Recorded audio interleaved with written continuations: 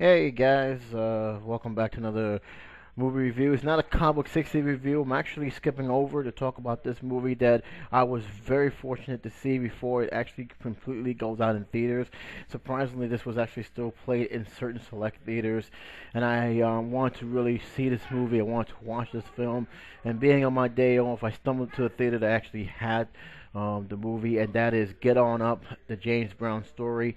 Now I can actually talk about James Brown's story, but not in a way that I normally would talk about most reviews because I try to do spoiler frees for films that are recent, even those that are like DVD only films. I like to keep it like that. But needless to say, the story is about James Brown, his upbringing, his rise to power, and the struggles that he has afterwards. This was played by a up and coming movie star, Chadwick Boseman. He is phenomenal in this movie.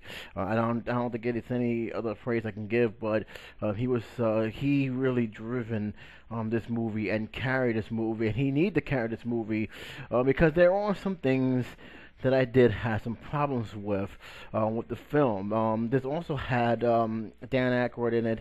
Octavia Spencer was also in this. Viola Davis was also in this movie. A lot of good stars was in this movie, and the same director who did The Help also have directed this film. And I think he did a better job with some of the stuff he did in this film than he did with The Help. Even though I thought The Help was still a very good film. Now, my let me just go on with a lot of stuff. Let me just go by the performances with the actors. And again, I can't say enough praise by the man who played James Brown. He convinced me that he played James Brown. I was really amazed on how he brought this legendary person to life on the big screen. The music, I enjoy hearing the music. I enjoyed seeing him perform the move that James Brown would perform, and that what really made this film for me. That you had an actor who, by the way, have done another great job playing Jackie Robinson, another biopic in 42. Do it again here and proving that he's not a one-hit wonder. I am hoping that this young actor gets more roles like this in the future because he's very, very good, very, very talented, and I guarantee you those who have seen him is not going to be disappointed. A lot of people like this performance. Dan Aykroyd playing his agent actually did a pretty good job. I think this is one of his better roles that he had done in a while. Dan Aykroyd hasn't really done something that made me want to run and see him in theaters, and seeing him perform in this movie really was a breath of fresh air. Like, excuse me. The last film I saw him do something like this or similar to this was Driving Miss Daisy, another historical piece, if you might ask. Not in terms of the characters, but more in terms of the timeline that that movie was set on. He did a very, very good job in the film, and I actually liked the interactions. Um, and some of the stuff that I actually liked in terms of interactions really did match well, and actually caught my curiosity to the point where I actually want to go in buy James Brown's books, get his side of the story, how he grew up with, who inspired him. And the reason is that they actually had an actor whose name escapes me, unfortunately, playing Little Richard, and how they able to mingle together, talk together, and he actually gave him some advice about how he should move forward in his career. And I actually thought that was pretty interesting, and actually caught my attention. A lot of people started laughing at the how he was presented in this film. I didn't have a problem with that. I think it's more authentic that way that they presented this, and I actually liked it how he interacted, not just with the way the band is, but how with other people. There was definitely a lot of things you can take from this film, a lot of things that you can actually learn from this film, and actually look up for yourself about some of the troubles and heartaches and success that James Brown had actually went through, and that's something that this film was very strong.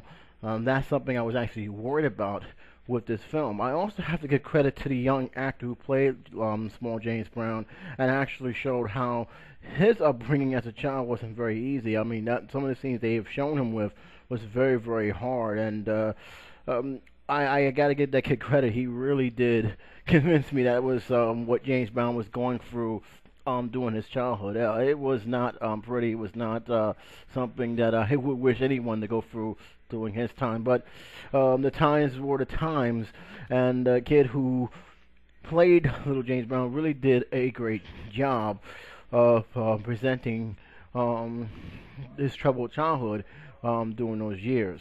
Octavia Spencer was very good in this movie. I actually liked what she has done in the performance. I wish it was actually more of her in this movie, but she was at a certain time period where she was only going to be presented within that piece and really nothing more.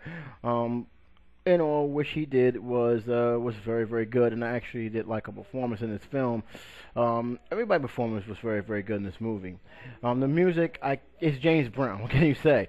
The music that he has done, what it reflects, as well. One of my favorite films, favorite scenes in the film where he had a bunch of children in the studio and he's singing "Sing It Louder, I'm Black and Not Proud." Another thing I actually like about it is showing how he approached music, because a lot of times when I listen to James Brown music, especially his greatest hits, I always ask myself, um, was he actually singing or making a statement? And I say this for a reason. There's a scene in this film that he's in the studios and the executive is not really feeling what he's doing because he's singing a verse and he's not really singing anything else. And it's one of the songs called "Please," and he couldn't understand what he was doing. But that was what makes James Brown so unique, is that he didn't have to go into many verses. He can actually talk to you. I mean, that's all he needs to do. This is the Man's World is a perfect example. And actually, it's in the movie, thank goodness, because that's one of my favorite songs. When he's talking about this is the man's world, and he's not really singing, he's actually saying something, more of a statement. Man made the cars, man made all the stuff in the world, but the man wouldn't be nothing without a woman or a girl. That's actually one of my favorite songs of James Brown, and it really shows a lot about why he was so good. He made something very simple. He was a great performer. I think there's no question about that. But you see why he became that great performer. Another scene in this movie, and I think it's one of the most infamous scenes, is when he went to this church and they're just filling the Holy Ghost, and he sees this minister. He sees what this minister is doing, and he's, doing the dance, and then you realize this is where he probably got inspiration to do the jiving, to do the dancing, to pretty much act like he's passing out, where they got the cape only to fling it over. So a lot of stuff they have shown here, and I think they show a good job of showing this stuff in the movie. It pretty much worked it well. There is some problems with this movie, though, and I think this is where we got to get to some of my issues here. Let's start with the one that is more of a nitpick, and not as much as it was hurtful to the film. Those who've seen the film already know what I'm talking about. It's the scenes where when James Brown is talking, he's talking to us on the camera. He's basically breaking the fourth wall, and he does it a lot. And at first, it didn't bother me too much, but after a while, I said, this is not a good, smart move. I can understand if he's speaking, like, how they always do the chronological, the guy's telling his the story from his point of view, and you hear the voices as things was going on. No, James Brown is doing something totally different. The director actually have him speaking to the camera, explaining what's going on. It can be a distraction a little bit, and I was not really feeling that, but it's very, very little to the other stuff that I actually have a problem with. I knew going into this movie there's going to be flashbacks in this. It's almost impossible to ignore these flashbacks. And look, most of the films that had this buyout will do that a lot. I feel it hurt the film a little bit more than it helped, and I tell you why. The flashbacks sometimes they do come, but sometimes they also come without warning. I refer this, and I'm saying with this for a reason. I refer that they actually would have done it in chronological order. This happened first, middle, and then end. They actually mix and match a lot of stuff here. We see the kid actor, he's there, but he's also gone, and we see him in the present time. We see him in other times, and it's really weird how they made those selections. I really didn't prefer them doing that. Granted, they did it with Ray, I understand it, but they didn't do it to the point where it became a distraction. They did it briefly, and then they moved on. And some of the stuff they did match well. What matched well for what the present time going on. I felt that was the biggest issue with this film. Another issue is that, and this is something that when I look at the time frame and how long this film was, I got what they was doing. I felt a lot of details was rush. Um, to the point where I felt they didn't really dive enough into James Brown's past. I know they have they have a specific timeline, but it felt like they was trying to rush at the ending. Where I felt that if they would have just, added a few more minutes, it wouldn't hurt. Because the pacing here was fine. I wasn't bored at all seeing the film, and because they did a lot of things right. Um, I really felt they could have done more because James Brown, the man itself, is a very fascinating person. He's one of the greatest musicians, the greatest singers, I'm sorry, that ever came in my grandmother's generation and my mother's generation. And of course, I caught him doing his last period of his life, 1992, all the way down to his death.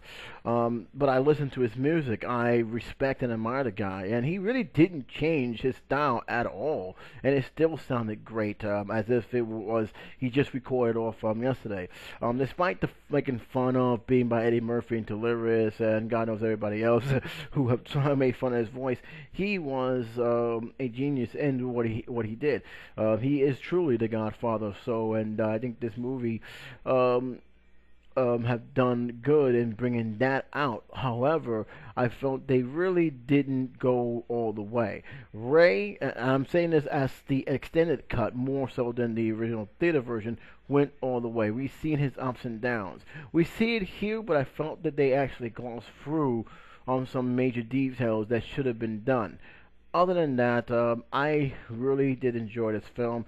It was well directed for what they was going through, and the actors really did carry this film through. The acting was phenomenal, in my opinion. I really, again, my hats off for Mr. Boseman, because he really did play that part right. I did not question. I didn't see him. I saw James Brown, and that's always a positive plus. Now, why did it took me long to see this movie? If I actually wanted to see this film, it's very simple.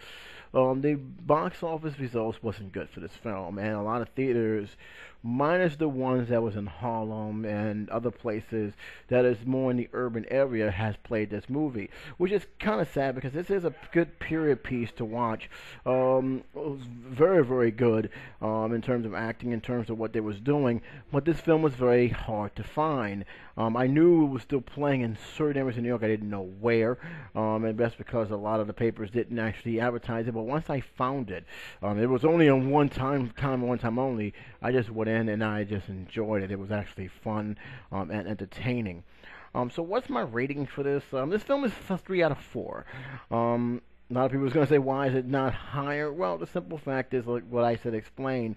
I felt as this film went on, I felt they was rushing a lot of stuff in the film, and I felt that actually hurt the film a lot more, because the film like this, when you do biopics, you got to be very careful of how you present a character. A perfect example, I'm gonna say Ray Charles on film Ray, and even Spike Lee, Malcolm X.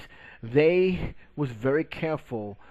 The people who was responsible for those films was very careful to give us to actually not sugarcoat the character, because James Brown, and even in this film, you see that he has flaws. But they was also careful of showing very critical details leading right up to pretty much their twilight of their career. And even though this is a good movie, again, this is a great movie. I felt they actually did too much of a rush job with the film in terms of key details, especially within the third act. I really felt they should have give us more. And I'm saying that as a good thing because there's when you're doing biopic, sometimes people say you give us too much. In this case, I felt they should have gave us a lot more than what we have gotten. Other than that, I think this film is definitely one of the better films that came out, despite the fact it wasn't very much advertised. Again, there was only very few that talked about it. There was not too many reviews. I know. I almost say Spill.com. Double Toasted had mentioned it, and I actually was glad. For the East Coast and West Coast review, it was mixed. And I look at what why they didn't like the film. I just felt they didn't understand the film. I really didn't think that they understand the film. Most of the people who gave a bad rating were the same reason why I said I couldn't give it 4 stars. And I said that's kind of unfair because you're discrediting everything else what's so good about this film. I didn't say anything. They didn't talk about the performance of Chadwick Boseman as well as they should, because let's be honest, he made that film work. He made that film work, and the actors around him really did put they all. There was no phoning it in this movie. And besides the fact that breaking the fourth wall, which I didn't really think they should have done, to the point of pretty much rushing also details of James Brown. I thought everything else worked as fine. The music worked as fine. The directing was fine. Everything about this film, that I actually wanted to come and see this film about, I was satisfied with. And to me, I think more of the African American crowd will understand this more and appreciate this film more than the average critic who probably didn't even heard of James Brown music and probably don't understand what the director is going through. Me, of course, I thought this film was good. I thought this film was well put together. Despite some of my feedback on this film, I thought this film was fine, and I think that for the most part, once this film gets on DVD, I think that people should check it out. I think it's a very good film, especially a film that is aimed towards African Americans, especially for an icon like this. So that's my feeling on that. This is a 3-star movie. It's not perfect, of course. It's not going to be nominated for any major awards, which is sad because I think that Chadwick Boseman should at least be considered because his performance alone is definitely awards worthy, and I hope he does more films like this. I hope he gets a lot of roles because he is definitely a real deal actor, and I think that if you see this film and you see how he portrayed James Brown, I don't think too many people will disagree with that. But then again, you may disagree with that, and you finally saw the film. You may think the film is bad. You may feel the film is good. Give me a reason why. I'd like to hear it, your opinion on it down below. But until then, guys, it's J77 saying take care, be safe, and I'll talk to you soon. Later.